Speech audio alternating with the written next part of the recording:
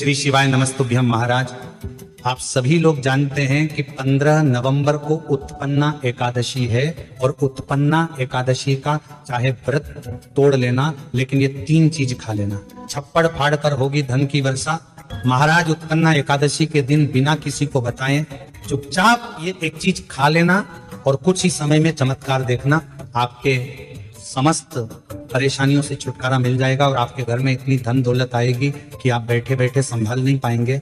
अगर आपके ऊपर पितृ दोष, काल सर्प दोष, राहु दोष जैसे दोष भी होंगे तो वह भी दूर हो जाएंगे। महाराज 15 नवंबर को पड़ने वाली उत्पन्ना एकादशी बहुत ही खास और विशेष फलदायी एकादशी मानी जाती है, क्योंकि इसी एकादशी से एकादशी व्रत की शुरुआत हुई थी। महाराज इसी के साथ में इस दिन व्रत रखने के साथ में यह गुप्त चीज खाने से आपके सारे पाप नष्ट हो जाते हैं, आपको मानसिक शांति प्राप्त होती है। महाराज जो भी लोग एकादशी के व्रत की शुरुआत करना चाहते हैं उनके पास यह बहुत अच्छा मौका है। उनको उत्पन्ना एकादशी व्रत से ही एकादशी व्रत की शुरुआत कर देना चाहिए, ताकि उनको भगवान विष्णु और माता लक्ष्मी जी का पूर्ण आशीर्वाद मिल सके। महाराज इसी के साथ में इस बार उत्पन्ना एकादशी को लेकर लोगों के मन में यह कंफ्यूजन भी है कि यह एकादशी 15 नवंबर की है या 16 नवंबर की, हमें व्रत कब रखना है, व्रत कब खोलना है, ये भी आप जान लीजिए। महाराज उत्पन्ना एकादशी की तिथि 14 नवंबर शुक्रवार को देर रात 12:50 पर शुरू होगी और यह तिथि 15 नवंबर की तिथि में ही आएगी। इसके बाद उत्पन्ना एकादशी की तिथि की समाप्ति 16 नवंबर रविवार की सुबह 2:37 पर होगी। देखा जाए तो यह रात्रि का ही समय रहेगा। ऐसे में इस बार उत्पन्ना एकादशी का व्रत 15 नवंबर 2025 सिर्फ एक ही दिन रहेगा और इसी दिन इस एकादशी का व्रत अभी रखा जाएगा। इसके एक दिन पहले 14 नवंबर 2025 को दशमी तिथि के नियमों का पालन किया जाएगा। महाराज अब हम लोग द्वादशी तिथि के बारे में भी जान लेते हैं, ये कब से लेकर कब तक रहेगी, क्योंकि इसी बीच में आपको व्रत का पारण करना रहता है। द्वादशी तिथि 16 नवंबर रविवार को सुबह 2:38 पर शुरू होगी और इसकी समाप्ति 17 नवंबर सोमवार को सुबह 4:47 पर होगी। इस हिसाब से द्वादशी तिथि 16 नवंबर रविवार के दिन मानी जाएगी। द्वादशी तिथि की शुरुआत होते ही हरिवासर का समय भी शुरू हो जाता है और इस समय व्रत नहीं खोला जाता है। महाराज द्वादशी तिथि यानी कि 16 नवंबर 2025 रविवार के दिन हरिवासर का समय सुबह 7:10 पर समाप्त होगा और इसके बाद ही व्रत खोला जाएगा। इसी के साथ में इस बार उत्पन्ना एकादशी का व्रत खोलने को लेकर भी लोगों के मन में असमंजस की स्थिति है कि हमें इस व्रत का पारण कब करना चाहिए।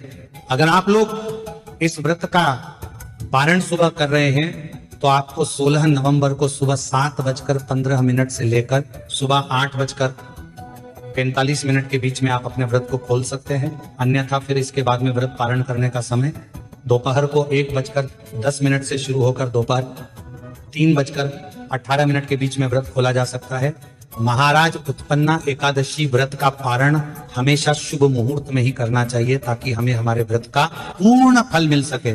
जो भी लोग उत्पन्ना एकादशी का व्रत रखेंगे उन्हें सबसे पहले दशमी के दिन एक समय भोजन करना होगा। इस दिन बिना लहसुन प्याज का भोजन करें, चावल का प्रयोग ना करें और तुलसी पत्र तोड़कर रख ले, जो कि आपको एकादशी व्रत के दिन काम आएंगे।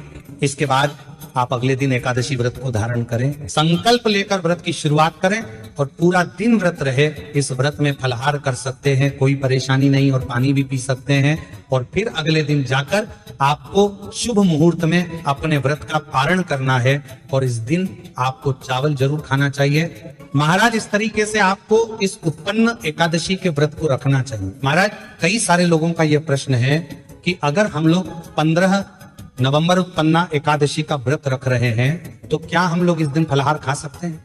क्या इसको खाने में कोई परेशानी है? और क्या इस व्रत में पानी पी सकते हैं? महाराज उत्पन्ना एकादशी के व्रत में आप फलाहार खा सकते हैं, फलों को खा सकते हैं, पानी भी पी सकते हैं, इसमें कोई परेशानी नहीं। और महाराज यहाँ पर आपको एक बहुत ही जरूरी बात ध्यान रखना है कि उत्पन्ना एकादशी के दिन आपको या आपके घर के लोगों को चावल भूल से भी नहीं खाना है, क्योंकि उत्पन्ना एकादशी के दिन चावल खाने वाले पाप के भागीदार बनते हैं और इस दिन किसी भी प्रकार से आपको चावल का प्रयोग भी नहीं करना चाहिए। महाराज इसी के साथ में एकादशी के दिन बाल और नाखूनों को कटवाने से बचना चाहिए, अन्यथा इससे आपका तेज नष्ट होता है। एकादशी व्रत रखने वाले को हमेशा जमीन पर ही सोना चाहिए और इस व्रत को रखने वाले को अपनी वाणी पर संयम रखना चाहिए। किसी को अपशब्द नहीं बोलना चाहिए, जैसे झूठ नहीं बोलना चाहिए। और हो सके तो उत्पन्ना एकादशी व्रत रखने वाले को सुबह झाड़ू नहीं लगना चाहिए, क्योंकि कई सारी माताएं बहनें जब सुबह झाड़ू लगाती हैं तो झाड़ू के नीचे कई सारे छोटे छोटे जीव जंतु आने से वह मर जाते हैं और फिर इसका पाप आपको ही लगता है और आपके व्रत का पूर्ण फल भी आपको नहीं मिल पाता है।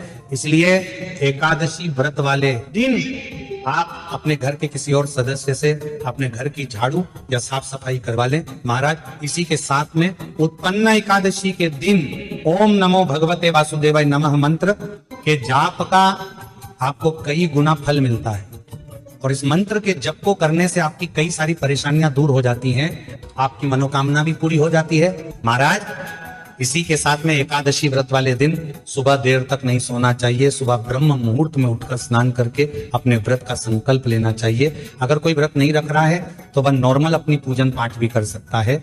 महाराज इसी के साथ में उत्पन्ना एकादशी के दिन किसी भी पेड़ या पौधे की पत्तियों को तोड़ने से बचें और अपने हाथों से कोई भी फूल भी ना तोड़े। खासकर इस दिन तुलसी जी के पत्ती को भूलकर भी ना तोड़े, अन्यथा आप यहाँ पर भी पाप के भागीदार बन जाएंगे। अगर आपको इस दिन तुलसी जी की आवश्यकता पड़ जाए तो आप एक दिन पहले ही तुलसी तोड़कर रख लें या तुलसी जी के पौधे के नीचे जो तुलसी जी पहले से टूटी हुई पड़ी हो उनको उठाकर उपयोग करें। महाराज इसी के साथ में इस दिन तुलसी जी के पौधे में पानी भी नहीं देना चाहिए, क्योंकि आपके व्रत के साथ में तुलसी जी का भी इस दिन व्रत होता है। महाराज अब हम लोग जान लेते हैं कि ऐसी वो कौन सी गुप्त चीज है जो कि अगर आप उत्पन्ना एकादशी के दिन खा लेते हैं तो इससे आपके घर में छप्पर फाड़ कर पैसा आता है।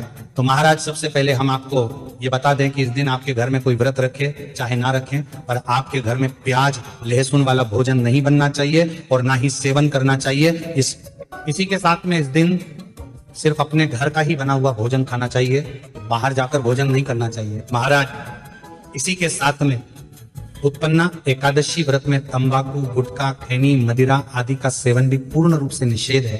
अगर आप इन चीजों का प्रयोग करते हैं और व्रत रखते हैं तो आपका व्रत पूरी तरह से खंडित हो जाता है और कोई प्रभाव आपके ऊपर इस व्रत का नहीं होता है।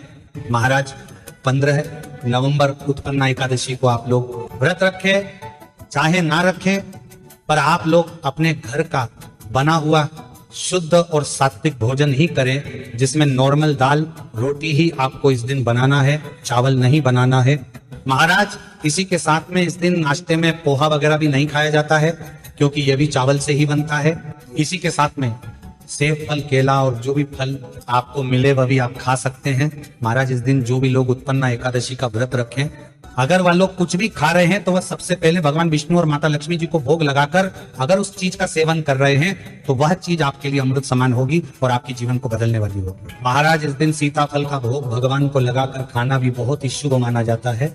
महाराज इसी के साथ में उत्पन्ना एकादशी के दिन आपको अपने घर की तुलसी जी के पौधे में दीपक जरूर जलाना चाहिए और तुलसी माता से भी प्रार्थना करना चाहिए कि वह आपके घर में सदैव सुख समृद्धि देती रहे, कभी भी आपके घर में अशांति ना हो और सब कुछ अच्छे से चलता रहे। महाराज इसी के साथ में जो भी लोग उत्पन्ना एकादशी का व्रत करते हैं उन्हें भगवान विष्णु और माता लक्ष्मी जी का आशीर्वाद प्राप्त होता है, उनके पाप नष्ट होते हैं, साथ ही में उनकी मनोकामनाएं भी पूरी होती है और व्रत को खोलने के बाद ही आपको आपके व्रत का पूरा फल मिलता है। तो हमने जो आपको व्रत खोलने का समय बताया है, आप इस समय अपने व्रत को खोले और व्रत का पूर्ण फल ले। अगर अभी भी आपके मन में इस उत्पन्ना एकादशी को लेकर कोई भी प्रश्न है तो आप हमसे कमेंट करके पूछ सकते हैं। और आप हमारी ये वीडियो कहाँ से देख रहे हैं कमेंट में जरूर बताएं। श्री शिवाय नमस्तुभ्यम महाराज।